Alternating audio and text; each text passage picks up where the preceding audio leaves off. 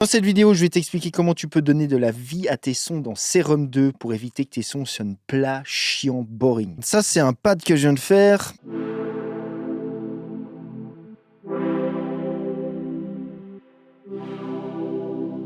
Et tu vois qu'à chaque fois que je fais des notes, à chaque fois, il y a quelque chose qui se bouge, il évolue dans le temps, c'est évolutif. Donc ici, il y a plusieurs paramètres. Le premier, c'est le wavetable. C'est un moyen super simple dans Serum 2 d'amener de la vie. Trouve-toi des cool wavetables, fais-les bouger de manière lente. Ici, c'est un LFO, c'est celui-là, il tourne dans le vide, donc il est en mode free et il tourne lentement. Ce qui fait qu'à chaque fois que je fais des notes, peu importe, j'ai toujours un timbre légèrement différent. Ça, c'est le premier trick. Le deuxième ici, c'est un Chaos Lorenz qui est pareil en free. Et lui, il est attribué, comme tu peux le voir, un petit peu au wavetable position. Il est attribué un petit peu au pitch aussi d'un oscillator. Tu peux attribuer ça un petit peu partout dans l'absolu pour donner un petit peu de vie.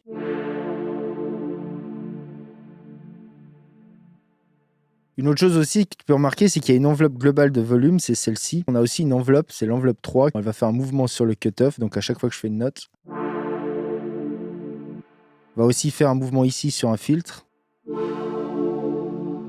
Pareil, tu peux amener des mouvements par enveloppe qui, eux, vont être fixes, plus des petits mouvements aléatoires comme ça que tu peux amener avec les différentes manières, comme le LFO Lorenz, par exemple. Si tu veux maîtriser Serum 2 à 100%, être capable d'en tirer tout le potentiel, avoir un véritable fucking avantage sur tous les autres producteurs, tu peux te former avec Serum Ultimate 2. Déjà des centaines de producteurs qui sont ultra satisfaits, qui sont déjà inscrits. L'offre est en pré-lancement. Si t'es intéressé, commente Serum 2.